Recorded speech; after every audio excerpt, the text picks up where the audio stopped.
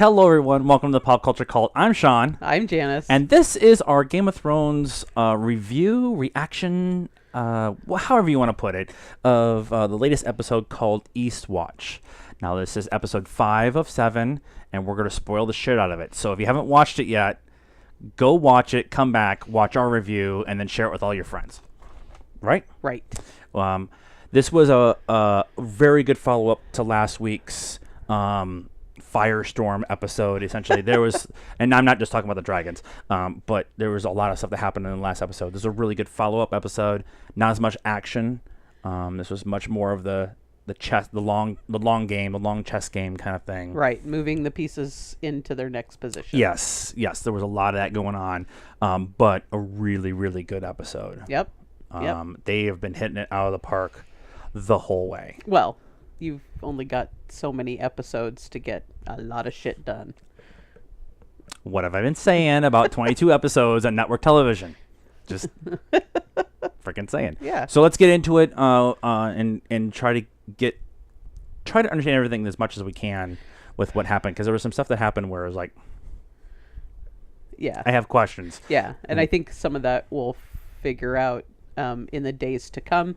We're not by any means Game of Thrones experts, so yeah, we definitely go watch some of the other reviews too to kind of see their reactions. There'll be a lot of that what tomorrow they caught. when I'm Yeah. doing stuff. So here we go. So wait.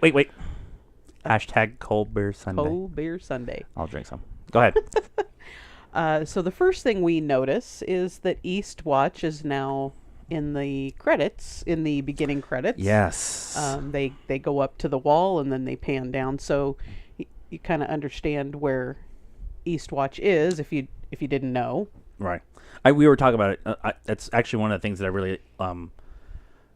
really appreciate with Game of Thrones is that they use the map. It's been talked about all over the place, right? So they use the map, but the map changes from one episode to the next to kind of give you even more of a reference point, which is good because there's a lot of shit to keep track of in this show, and so being able to like physically see it on the map and where everything is, that's also a drawback with how fast they get from point A to point B, and you understand how far everything is. Maybe this shouldn't have worked out quite the way they right, but that's okay. I'm willing to suspend disbelief because there's dragons.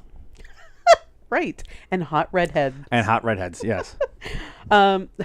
So our first scene is Bronn pulling Jaime from the lake. So he called it a river, but if you look at it, no water is flowing and it looks like a freaking lake. Yeah, but he called it a river. It looks like a lake, but okay, all right, whatever. And so one of the quotes that I made note of was Bronn telling Jaime that dragons are where our partnership ends. Yes. Well, the quote before that too was, "I'm not gonna let a dragon kill you or the river kill you or whatever. If anybody's gonna kill you, it's gonna be me." Right. And then you still owe me. You still owe me a castle. and then the next line is, "But our partnership ends at dragons." It's like it was a great line.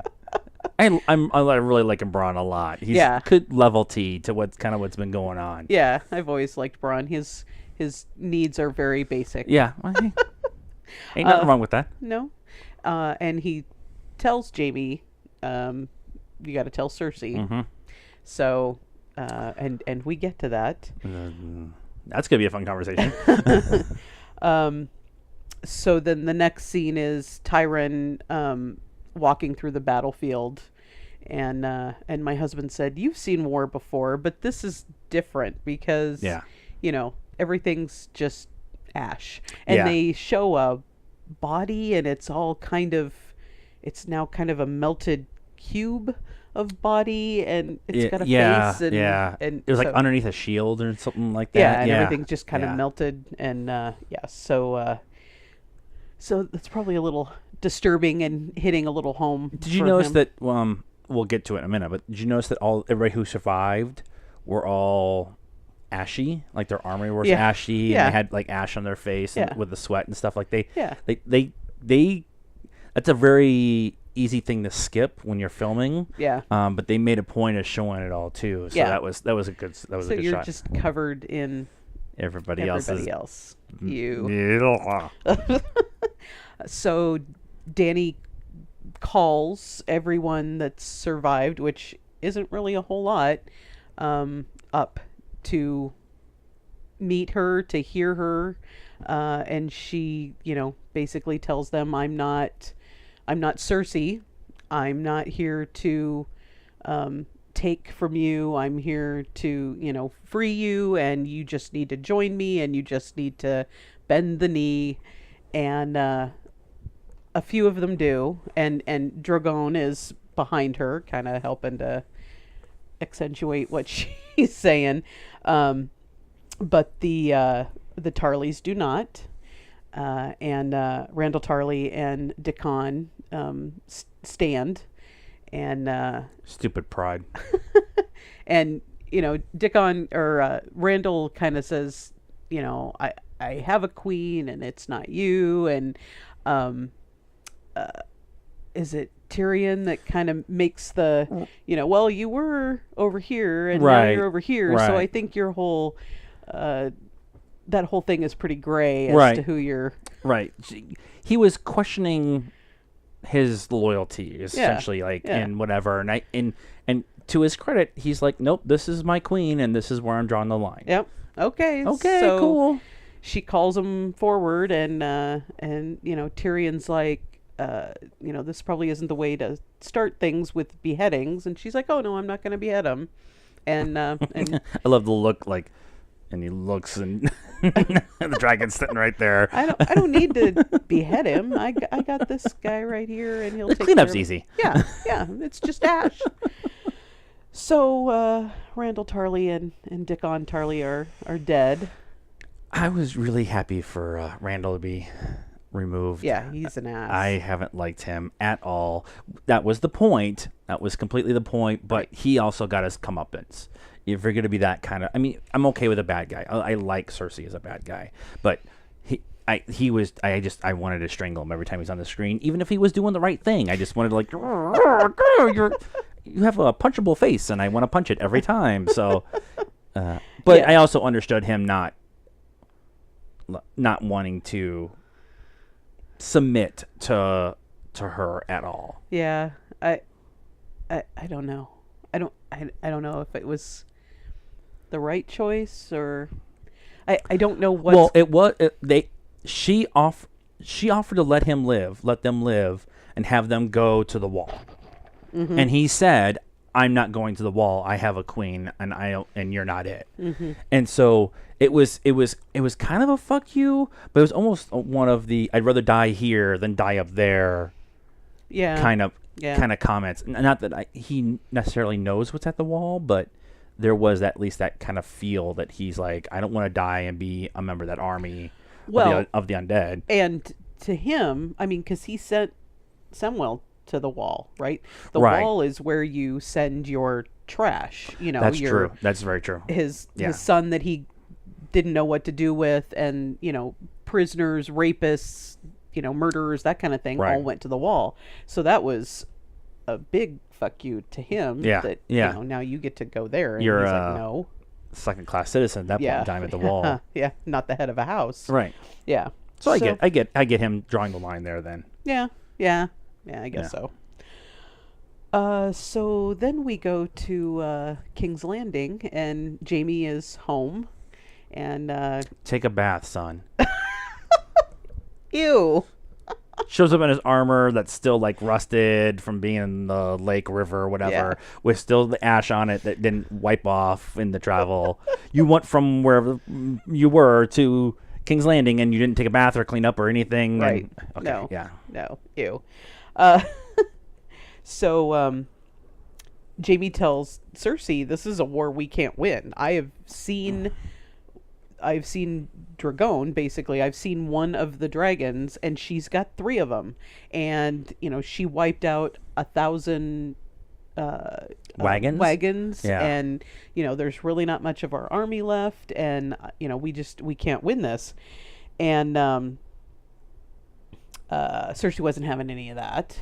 She it's just not happening as far as she's concerned. Not a conversation that she's willing to listen to. No, not right now. No. But there might be a conversation. There might be a conversation later. But at that point in time, she was not ready to listen to that.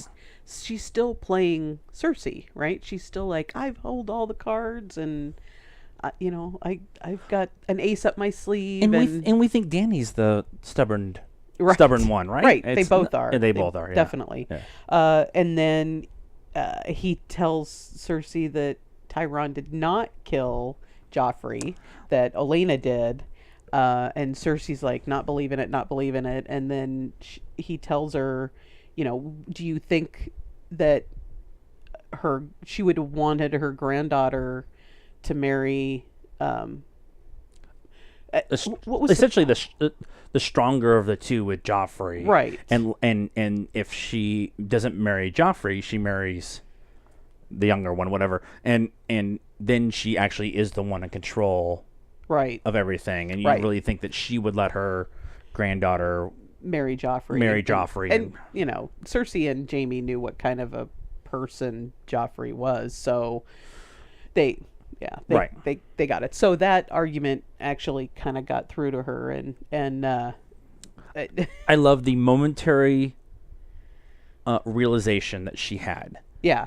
And then she's like, and then they flushed it away. Yep, I'm done. You're right, fucking bitch. And then moving on. Yep. It was really awesome. Which is interesting if you think about it, because she's really kind of been doing that with everything. Everything that comes up, she's like, that sucks, moving on. Right. And so at what point does it all maybe hit her, or maybe does Jaime just go, how many times can I tell you this crappy news before you finally understand? Yes. Not sure where that's There going. was a moment in that, I think there was two conversations with Jaime and Cersei in this episode. And the first one was, we'll talk about the second one in a minute, but the first one, there was a look on his face like just another chink in his armor of blindly following her. Yeah. Yep. Which is a big deal for what happens later. Yeah. So. Yep, and that kind of comes around when she tells him that our options are to fight and die or to submit and die, and I know which option I'm taking, and I know which option a soldier should take. Yeah. And so that was kind of his like, all right. Yeah, okay. Interesting. She's not wrong. She's yeah. I'd rather die fighting than dying in servitude. Yeah. She's got these great one-liners, but she's got the wrong motivations behind them, maybe. You think she believes them? Yeah. I think that's part of this, okay. That she's so shut down emotionally that she does. She's just... Yeah, I can get that, yeah. Turned into robot mode. Yeah. So, all right. So now we're back at Dragonstan, and Dany and Dragon come in, and they land, and Jon's standing there out on the cliff, and Dragon's like not setting him on fire, and Jon's like, and takes his glove off and reaches out, and Dragon puts his head down, and he touches him, and Jon's riding a dragon. Jon's gonna ride one of the dragons, not this season, next season. But when it was Dragon who actually was the one who instigated it. Yeah, he kind of lands in a spot where Jon has nowhere to go, and so Jon doesn't have a place to really go, and he lands. And Dany's on his back and is kind of like looking to see what's going on because she doesn't know what he's gonna do, right? And it almost felt like she thought Jon was gonna overreact and do something. Yeah. But as soon as Dragon came in and landed, Jon didn't back up, and I'm pushing her. I'm like, he's not backing up. He's not backing up. He's not backing up. And Drago would get closer and closer and closer. I'm like, he's not backing up. He's not backing up. And so he takes his glove off. He starts petting him, and then Dragon moves. And Dany could look, and she sees that Jon is petting him. Yeah. And you could see it in her face, like, I am so hot for you right now. You're related. I know it doesn't matter in this show. They don't know. I know. It was an awesome scene. It was an awesome. That's one of those scenes that happens in this show where that's way important for something later on. Yeah. But it's kind of a throwaway scene in this episode. It's important for now too, because I think Danny's like, well, if Dragon likes you, then you must be okay. Yeah, exactly. So, and then there's a little bit of a speech, where he kind of says that didn't take very long, and and that they both, I have less enemies today than I did yesterday. Yep. Yeah. And then she asks him about the dagger through the heart that Davos had accidentally on purpose kind of mentioned. And he was like, oh, he exaggerates, whatever. Right. So that's still out there, and she's not going to forget it. No. So I'm but it's gonna be something when the Night King comes over the wall or around the wall, depending on how you look at it. When the Night King with the army comes down, the question of following Jon is going to come up because he did come back from the dead. Yeah, it's going to come up. He's going to have to prove himself that he's not under the control of the Night King. Yeah, it's going to have to happen, right? Yeah. Yep.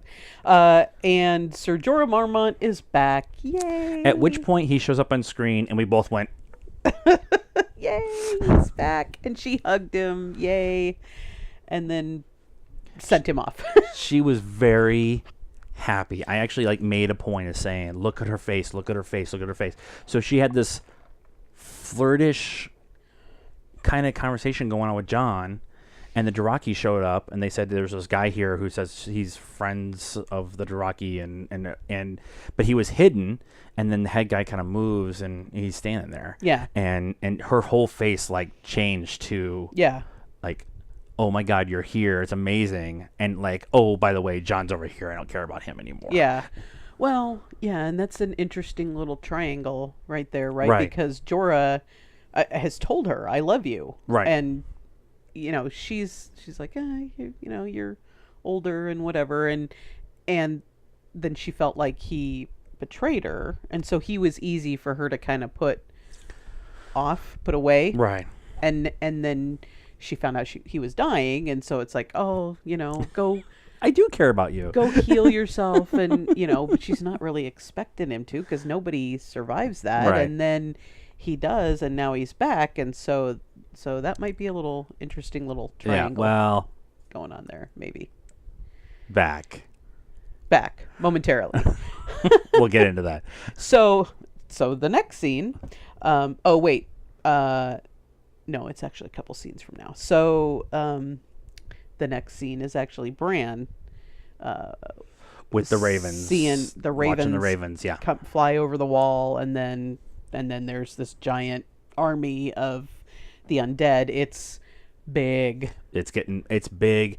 And one of the things I said is you don't have to feed them. They don't have to rest. They're not on horses that have to rest and be fed, so they can continuously be moving. But the ravens flew from Winterfell up to the wall to Eastwatch up, and then they saw the army. Yep. And so it was like, oh, yeah. Yep. And then the Night King.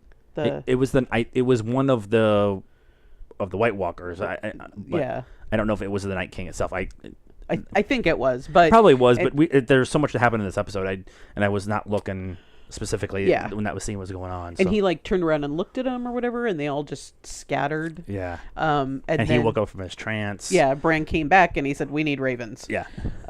So I think that he's gonna use the ravens to watch their keep progress. Track of whether yeah. So then we go back to the Citadel. Sam's back. And the Maesters are having a little powwow. They're all sitting around a table. And city council meeting? Yeah. With all the top Maesters sitting around together. Yeah, sitting around discussing. And Sam, is hauling books and manuscripts and stuff again, because that's pretty much all he does apparently. And they start talking kind of about, I guess they got a raven, right? Probably from Winterfell, about what's going on, and that they we really need your help, and they're all being philosophical, they're all just talking about it up here, and not they are really... Switzerland. Yeah. they are the ultimate Switzerland. They don't have a side. Yeah. They only are worried about like time. I mean, any time. Keeping the information. Keeping the information.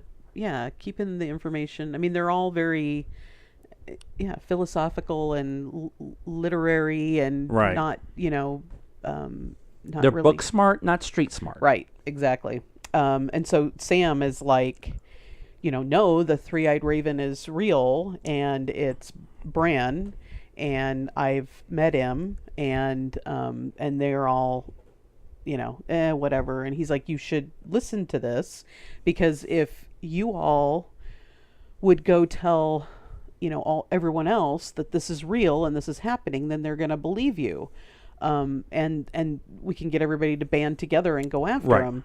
And they still don't necessarily believe him. And then the head Maester Ebros agrees to send a raven to Winterfell and to check with the Maester there, and pretty much to get more information. Yeah, I think he actually even says to get more information so we can figure out either way if this is just a ruse or if it's real or whatever. And I think it's because it's him and it's because it's Sam that the two of them are even that he's listening. It's because it's Sam that he's even listening to what he has to say, because he's seen what Sam can do. He cured Jorah, and Ebros seems to be a little more level-headed. Isn't quite the word. I was going to say liberal. Liberal, yeah, but all that, he seems to be much more open-minded. Yeah.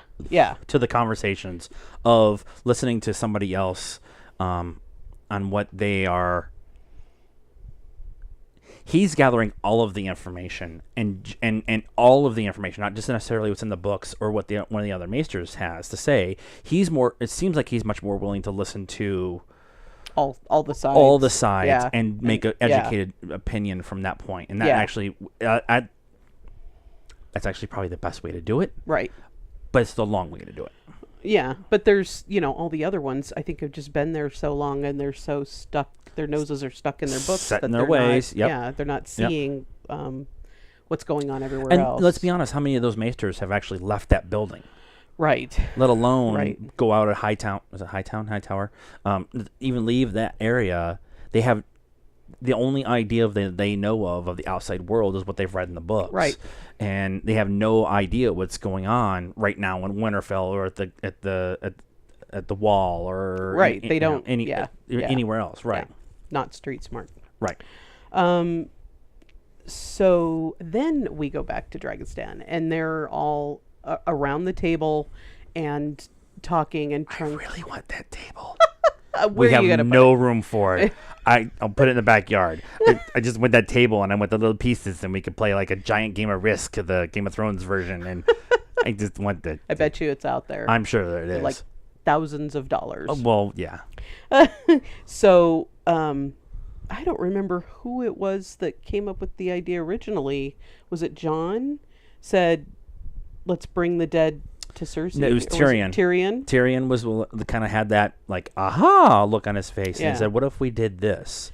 And it's a crazy plan, but it's she can't deny it if there's one standing in front of her. Right. So they make this plan of, I don't know if you're really going into it, but they make a plan of going north of the Wall, getting one of the undead, bringing it back to the south side of the Wall, and then taking it to King's Landing. And taking it to Cersei and say, we're not fucking lying. Yeah. We all need to be on the same team right now. We can worry about all this other stuff later. Yeah.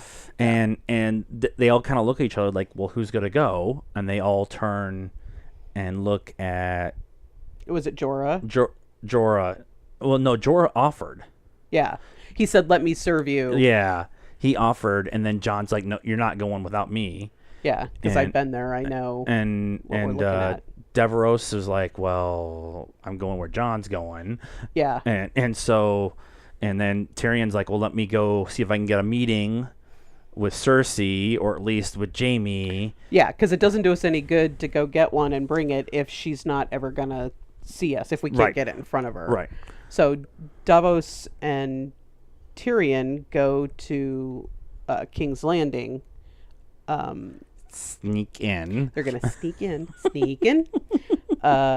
And so Tyrion can at least talk to Jaime and see if he can't get a meeting with Cersei, right? Right.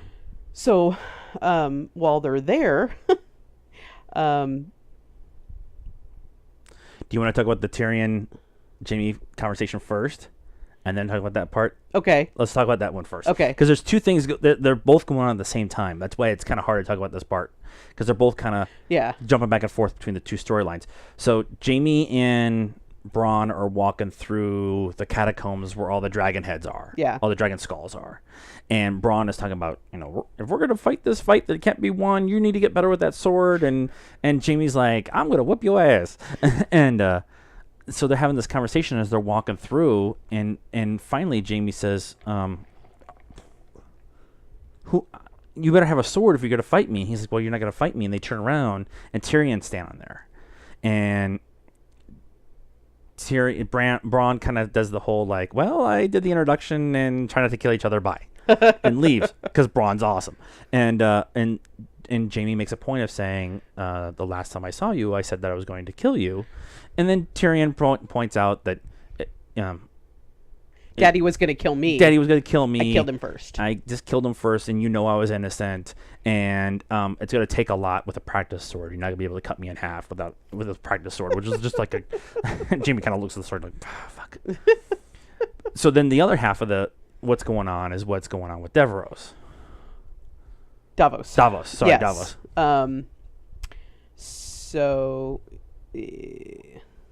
Wait. We kind of skipped something, but that's right. Fine. We'll go back to that. So Davos goes into King's Landing, right? He goes into the town part while Tyrion's off in the castle, and goes into a blacksmith shop and starts talking to somebody, and the somebody turns around, and it's Gendry. He's alive. From season... I think 3 yeah. was the last time we saw him.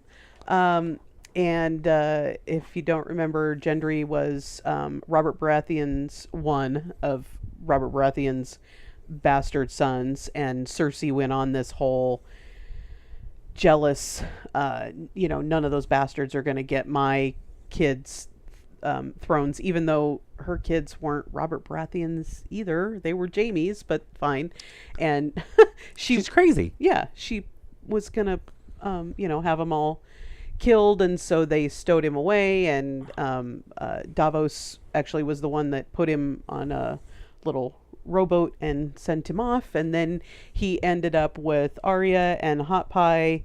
He got captured by the Brothers Without Banners, and Arya was playing a boy and she had run off or whatever, and her only way to get through the world was to pretend she was a boy, and they were going around scooping up boys and then selling them into slavery. Mm-hmm.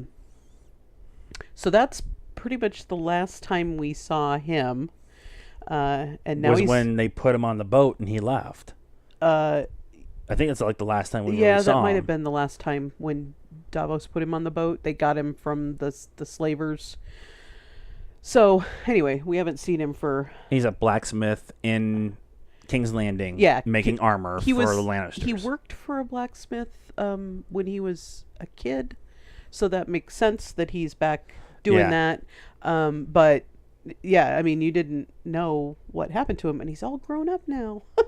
And actually, he turns in the scene, and I'm like, look, Christian Bale. I was like, Christian Bale's in this? He looks just like him. He does. Head shaved. He looks like Christian Bale from, is it The Mechanic? Mechanic. Yeah. Well, Mechanic, he's really skinny. He's super skinny, but yeah. He looks like Christian Bale. It's Christian Bale. So Davos is like, hey, I'm going to go do a thing. You want to come with? We need a good blacksmith. Why not? So they all end up... are you good with these swords that you make? Yeah. And he says, no, but I'm a good fighter. And he's like, okay, well, whatever. And Gentry goes over and picks up this hammer. I mean, the head's like this freaking big. He's like, but I'm good with this. And like flings his bag over his shoulder and puts the hammer on his shoulder and walks out of the smithy. And then he gets an opportunity to use it very quickly because they all meet down. Oh, they all meet back down at the boat. And Gendry and Davos are down there, and a couple of guards come wandering down, and they're like, oh, so let me, pay you off, and you'll leave. And Davos gives them some, like, Westeros Viagra. and they turn around, and they're, like, all happy, and they go walking off. And then Tyrion comes walking down, and they're like, we're looking for a dwarf with a scar just like that. And so Gendry gets to use his hammer and show him. It was awesome. He gives zero two fucks. swings, like two swings. Bang, bang. Let's get out. Let's go. And we're off. Get in the boat. So back at Winterfell, Sansa and Arya have an interesting conversation. Well, first Sansa's at the head in their when the houses are all meeting, whatever in their meeting. It's like the dining hall is what it looks like. That's what it looks like. And they're having court, I guess. I don't know. Yeah. And she's sitting up there, and the heads of the houses are, kind of going back and forth about, I promised to follow Jon, not you. And then others are like, I promised to follow you and not Jon, and kind of going back and forth. Yeah. And she's like, okay, thank you. And you're dismissed or whatever. And so then Arya's like, she's a Spitfire. She didn't put up with that shit. She's like, Not anymore. Why are you letting them talk bad about Jon? And, Sansa's like, well, this is how you do it. This is what you do. Yeah. I'm there to listen to their grievances or whatever. And Arya's like, you just cut their heads off. And no. Sansa's like, that's not how we do it. But Arya kind of tells Sansa, she's like, but that's what you want to do. Deep down, that's what you want to do. You want to just cut all their heads off. Cut all their heads off and be in charge of everything. Yeah. Yeah. Shut the fuck up and bend the knee. Yeah. She's not Dany. No, but same thing, just a different. It is different execution. It is. So then we get a bit of a bombshell. Jaime goes and talks to Cersei about his conversation with Tyrion. Yeah. And she says, are you going to punish Bronn for betraying you? And Jaime's like, what? She's like, don't you think I don't know what's going on everywhere in the city? I'm queen. Yeah. And so he's like, so you let the meeting happen. Yeah. And it's okay. And she's like, well, I'm gonna do this as Dad would have done. Try to get everybody as close as I can to kill them, essentially is what she was saying. Yeah. And I have to do this for me. I have to do it for you. I have to do it for our people. And I have to do it for... the baby. The baby. Time. Really? We're gonna introduce a freaking baby. Because what we don't need right now is another fucking chess piece on the board. Well, and she's gonna rule an army in a pregnant. Right. And it worked out so well for the last three. Yeah, it's so good. Yeah.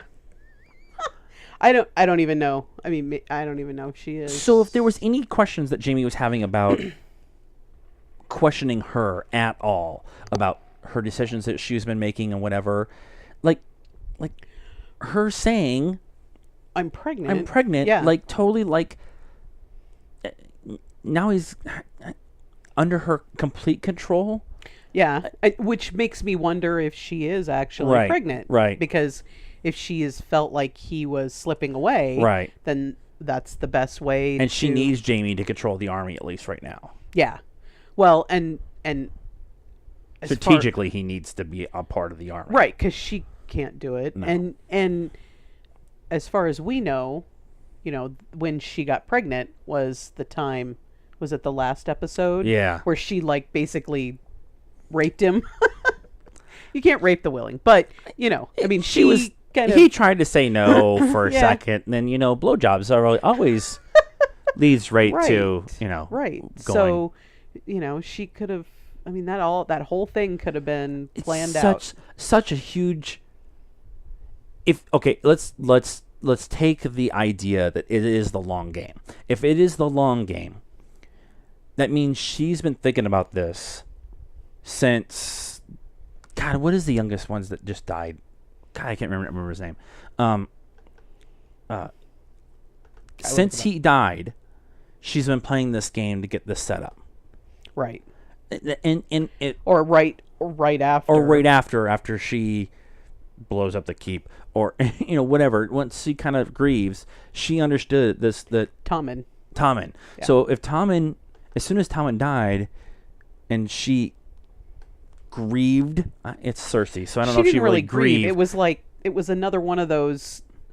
This really sucks, and now I'm moving on moments. He betrayed me, left me in the church keep, and to die. Yeah. And she didn't want him to die, obviously, but she was okay. But I mean, that's a freaking long game to do all of that stuff. That's what Dad would do. Yeah. That's the long game that Dad would have done. So yep. Here we go. So then we're back at at Dragonstand, and Gendry and Jon meet again. So they had known each other when they were younger, because or they had met when they were younger. Met when they were younger. Yeah. Robert Baratheon and Eddard were, and Ned Stark were friends and fighting to make patriots, and they were fighting for each other and with each other. Well, and Ned was Robert's hand at the end, so they were close, right? And Jon's a bastard, and Gendry's a bastard, so they have that in common. I like the whole conversation that he was getting like, we're just going to keep you under wraps that you're a bastard, yeah. and you're blah, blah, blah, and they get in, and Gentry's like, "Hi, I'm Robert Baratheon's son," and yeah, I'm Robert Baratheon's bastard, and Davos is like, I thought we weren't going to talk about that. I love the whole back and forth between Gendry and Jon, and that was kind of like playfully taking shots at each other, and then finally Jon just kind of stops for really, really like awkward a long time, and then he finally starts to smile. Yeah. He's like, "I'm king, and I probably shouldn't let you, but that was funny." That was funny. Yeah. Okay. Yeah. All right. So then, everybody says goodbye to Jorah and Jon as they head off to the north.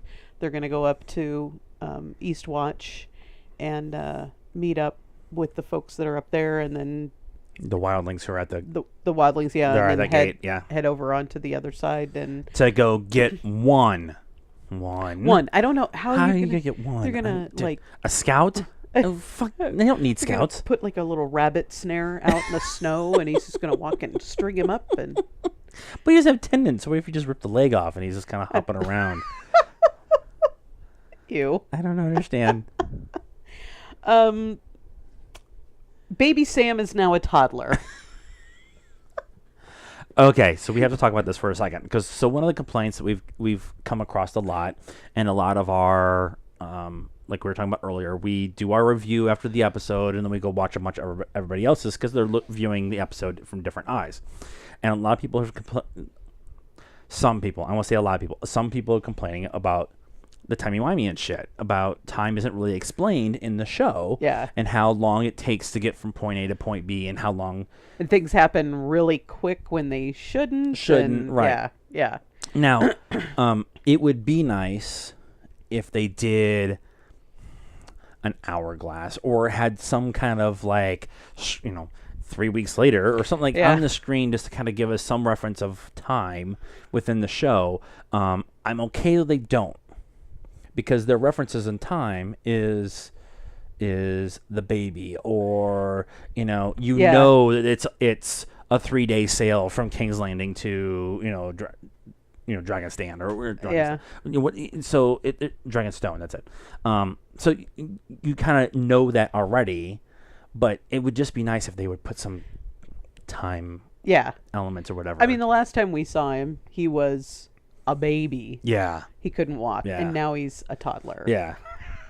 Like, wait, when did that happen? Yeah. So, anyway, Sam is going through the records and the girl, and I didn't write down her name, and I can't remember what it is. Anyway, his wife, baby Sam's mom, is reading from the manuscripts that he's supposed to be transferring onto paper or whatever, into the books, and about whatever Maester's bowel movements and all this, and Sam's he's just getting more and more frustrated and flustered. Not at her. No. Not at her. She's the vehicle for the frustration. Yeah. But like, not the vehicle for the frustration. She's the vehicle for him to realize that I'm being frustrated because I'm not doing anything. Yeah. He's like, I don't care about Maester whatever's 1,028 bowel movements. And she's like, no, that was like the steps. It was or something. Steps. And he's like, it doesn't matter. I don't care. The big thing in that, I don't know if you don't have it on there. The one thing that he said though, finally, as he went and collected some things from the room, from the cage room. Yes, he went through the Citadel, like grabbing, assuming books that he was going to need or whatever. I wonder if the book with the dagger in it from the episode 1 that now Arya's got, I wonder if that's going to be one of the books. Maybe. Because that's going to be hugely important. They made a point of showing it in the book. They've made a point of giving it to Bronn and now to Arya. It's a big deal. So I'm wondering. Anyways, that's just speculation. He takes a bunch of the stuff out of the secret room, leaves the door open, fucking lock that shit back up, walks out, looks inside the library. He's wanted his entire life to be in this library, and now he's fucking leaving. Yeah. And so he takes one last look. He goes out. And she questions him, like, you've always wanted to do this. Why do you want to leave? And he's like, I'm tired of reading about other great men. I want to be a great man. Yeah. And I'm crying, straight up crying. They're gone. Oh, fucking Sam's got a backbone. Oh God. Oh, I don't care if you killed the White Walker. He finally got a backbone. Yeah. It's and he's always kind of had one. He's just. You don't expect him to be the one with one. Yeah. He's just got such a big heart, and he's a big guy, and people have made fun of him, and his dad was an asshole to him. He's not gone anymore. now. And he's just always kind of felt like he wasn't worth anything or whatever, and he's had these little moments happen to him where he's like, oh, maybe I am worth something, and maybe I can do something. Maybe I'm more than just what my dad has already told me. Yeah. Although he does have the Valyrian steel sword that he took from Tarly Castle too, and now he's got all the books. Yep. And now he's going to Winterfell. Yep. Where Jon should be. Which we're assuming, right? We don't know. No, we don't know. But he might be going to the wall, that's but where he's gonna. We're hoping. I don't think he knows that Sam is not at Winterfell. Jon. John's at Winterfell. No, I don't think he knows. And I don't think he knows that his dad and his brother are dead either, because the Maesters were talking about it after he left the room. Right. And the one said to Ebrose, isn't he the boy whose father and brother were killed? And he's like, yeah, I just haven't had the heart to tell him, so he may not. That makes Sam the head of the household now, right? Yeah, because all he's got left is a sister. And that means the Tarleys are now with Jon. Oh, okay. Does it? If he's the head of the household. Well, yeah, that's true. If he's the head of the household, and what's left of the Tarleys, what left of the Tarleys all bent a knee to Dany. So he's the head of nothing. Okay, like I said, the Tarley household's been removed from the board. Yeah, I think so. Yeah. Although, I mean, if they've taken up with Dany and Jon is with Dany, yeah. So, did he bend the knee? We still don't know. Right? Did he bend a knee in the cave? Nobody knows, except for the two of them. Yep. Or did she bend the knees? Oh, sorry. I'll have some more beer. So Arya's watching Baelish, watching Littlefinger, sneak around the castle. He's doing all these. He meets some woman, and they exchange something. I don't know if it was like a little potion or something. And then he meets with a couple of the house heads that had been, who were trying to push for Sansa to be the Queen of the North, essentially. Yeah, get rid of Jon because he wasn't there or whatever.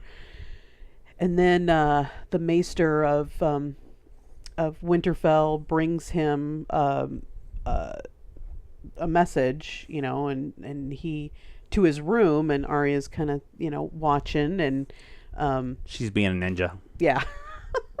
And he says, and this is the only copy of this, and he's like, yeah, as far as I can tell, this is the only copy. And so Baelish goes into his room, and then he comes back out, and he kind of makes a point of locking the door and then leaves. And so she goes in with her little lock picks, and she picks the lock, and she's looking all through the room, and she finally finds it in a cut in the mattress. And so we weren't able to see really what the message said. Right. And I tried to look real quick to see if anybody had posted anything about it, and nobody had. So we're not real sure. As at the start of this, we were half an hour after the episode had aired, so it wasn't a whole lot online yet. So. Yeah, and so we don't know exactly what that message said, but it's older. Yeah. It's not, current news. But she puts it back and goes back, locks the door back up, and leaves.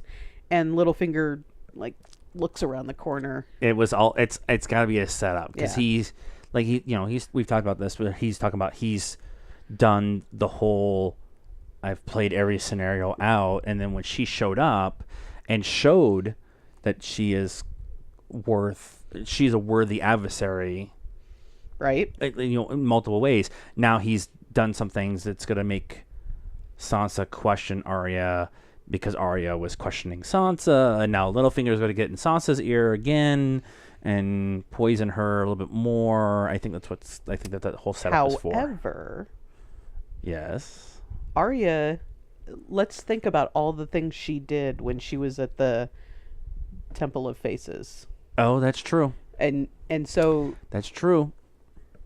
He could be thinking he's sneaking on her. She's sneaking on him. He's sneaking on her, and she's actually sneaking on the whole thing. Oh, fucking levels of sneakiness, and this one, and then this, and then this, and then you come on, and then there could be some of that. Yeah, I think, we'll have to see what happens, but I wouldn't be surprised if that's something. I wouldn't be surprised if she doesn't know exactly what he's doing, and she's going to turn around and go to Sansa and say, this is all the stuff he's doing this, but then he's doing it to set me up for something else, right? But she has to have some kind of proof. Yeah, because Sansa's not going to put up. She's going to believe Baelish a lot sooner than she's going to believe Arya at this point. Maybe this point. Now there might be something that happens in the next 2 weeks, but she might have kept that little maybe piece of paper too. We didn't necessarily see her put it back, so right. Maybe she kept it as her. I don't know, because we don't know what it says. Yeah. And then we go to Eastwatch, and finally, the whole episode's called Eastwatch, and we finally get there in the last 5 minutes. And so Jon and Jorah are there, and they're all sitting around talking, and the wildling guy, the redhead, and I don't remember his name, is like, did you bring the woman? The big woman? Did you bring the big woman? You want to go north of the wall, and you didn't bring the big woman. Yeah. I'm going to make you smile. She's about my size.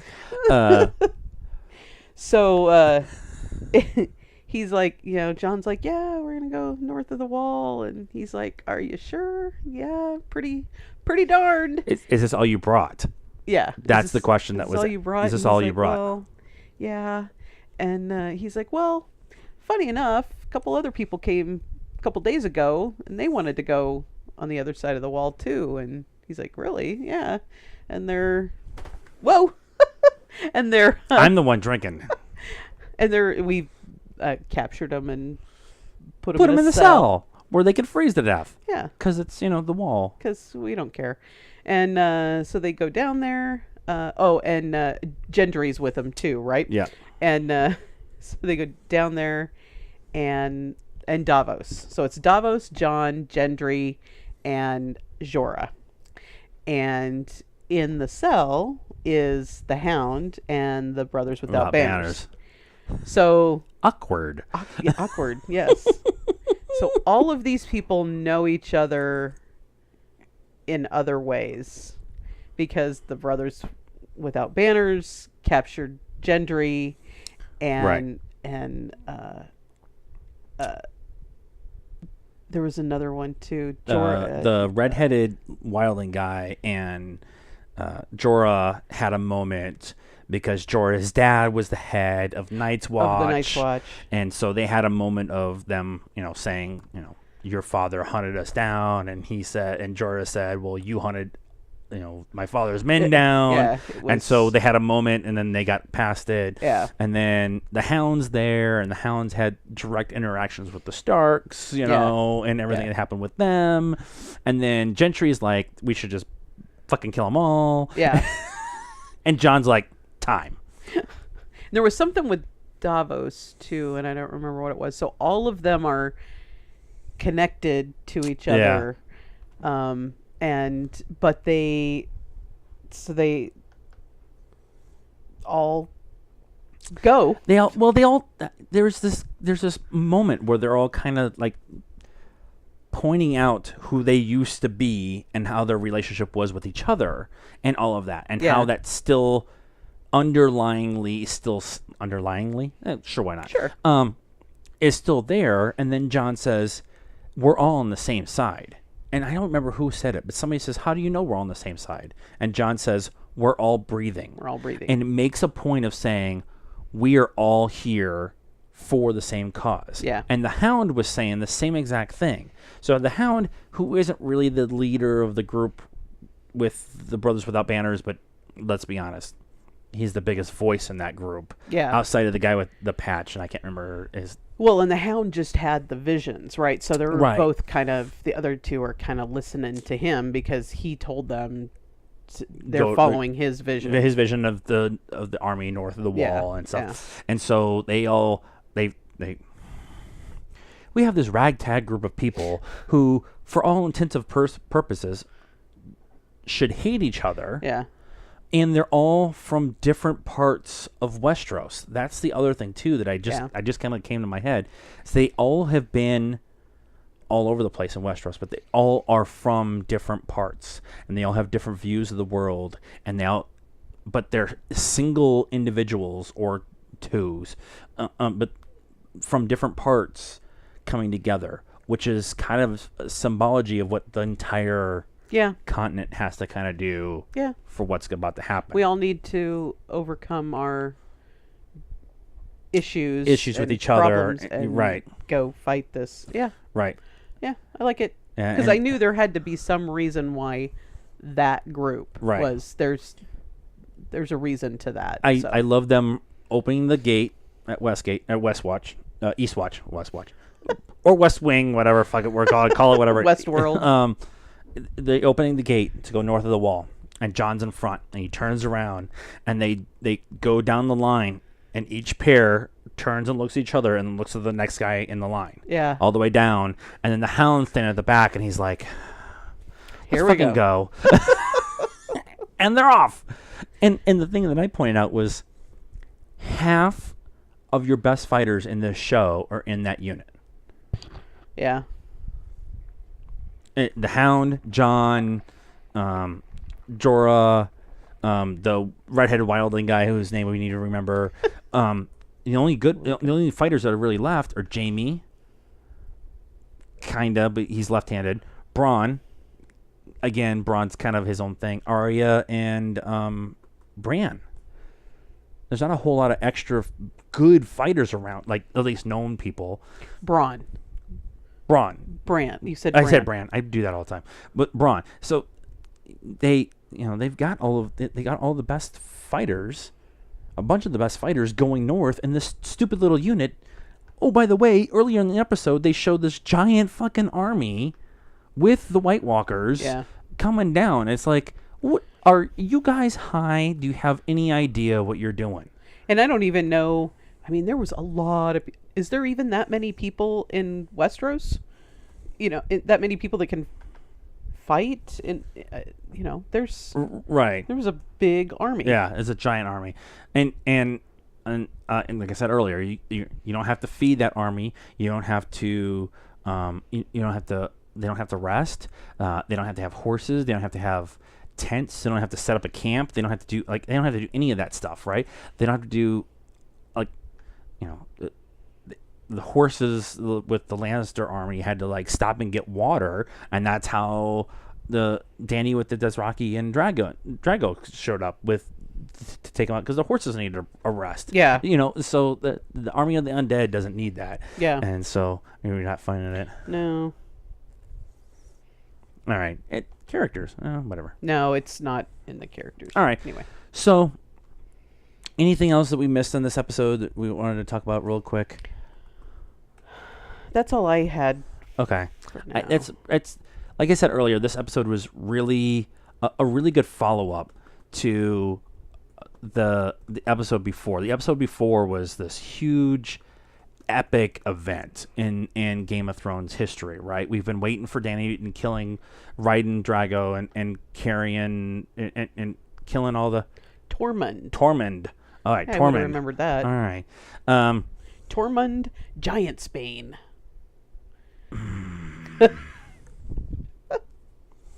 That has a lot of different connotations, but this was a good follow-up. This was definitely an episode of the Game of Thrones has always been the moving of the chess pieces, and for the first few seasons it was all about moving the chess pieces, and now it's a big battle, move chess pieces, big battle, moving chess pieces, and the moving the chess pieces, or the gap between the battles, the moving the chess pieces are getting smaller and smaller and smaller. Yeah. This was episode 5, right? Yeah. We got 2 more. 2 more. And then there's only 6 or 7 next season too. So we're gonna get to some stuff, and we got to see the preview for the next episode, and the idiots north of the wall, whose name they're going to be until we get a proper name of that unit going north of the wall to get it. John and his merry band. John of men. and merry band of idiots. Let's go from a defensible location to go get one freaking thing so we can get the crazy chick in the south that follows. Anyways, but the fight with the army of the undead happens with John and that unit, and so that was the preview. And this will be interesting too, because John and Tormund are the only 2 that have actually ever seen them.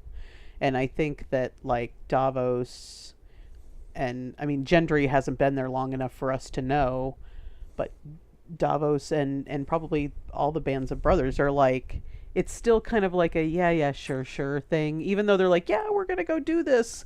I think in the back of their minds they're still this isn't real. The Hound saw him, but he saw him in that vision. He didn't see. That's true. Yeah, but he hasn't seen him in person. Yeah. And there's a different thing between seeing it on TV and seeing it in person. I think Gendry and Davos are gonna shit their pants. After what I saw from Gendry, I don't know.